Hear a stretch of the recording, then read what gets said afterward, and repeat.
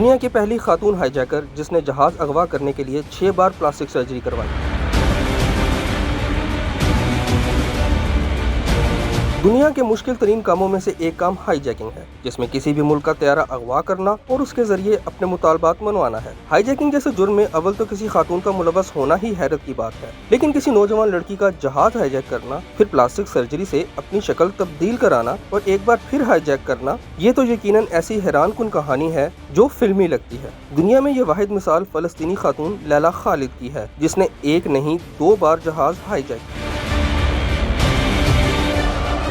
लैला खालिद ने बचपन में ही फ़लस्तीन की आज़ादी तहरीक में शमूलियत इख्तियार की और देखते ही देखते एक मुतहर्रिक कारकुन बनकर सामने आई। लैला खालिद और इनके साथियों ने 1968 और 1971 के दरमियानी अरसे में 4 जहाज अगवा किए। फ़लस्तीन लिबरेशन फ्रंट में शमूलियत इख्तियार करने के बाद लैला खालिद ने पहला जहाज 29 अगस्त 1969 को अगवा किया। ये बोइंग 707 जहाज था। ये जहाज इटली से इसराइल के दारुल हुकूमत तल अबैब जा रहा था। इतला ये थी कि इसराइल के वज़ीर आज़म इसहाक रॉबिन भी इस फ्लाइट के मुसाफिरों में शामिल है। जहाज एशिया की फिजाई हदूद में दाखिल होते ही एक नकाबपोश खातून ने जहाज का कंट्रोल अपने हाथ में ले लिया। इसने पायलट को हुक्म दिया कि फलस्तीनी शहर हैफा के ऊपर से प्रवास करते हुए जहाज का रुख दमिश्क की तरफ मोड़ दो। दमिश्क जाने से पहले मैं अपनी जाय पैदाइश वतन मालूफ कूफा को देखना चाहती हूँ।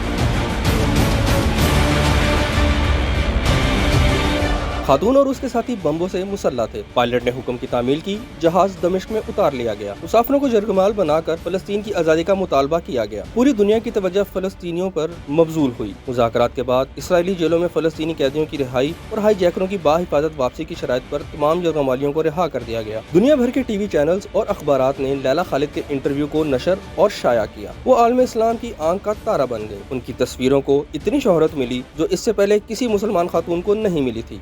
मकबूलियत का ये हाल था कि यूरोप में रहने वाली लड़कियों ने इस स्टाइल को बालों से लेकर स्कार्फ और लैला जो अंगूठी पहनती थी अपनाया। उसके हाथ में एक अंगूठी हुआ करती थी जिसमें कोई पत्थर नहीं, गोली जुड़ी हुई थी। पहली हाईजैकिंग के बाद उसने ऊपर तले 6 बार प्लास्टिक सर्जरी करवाई।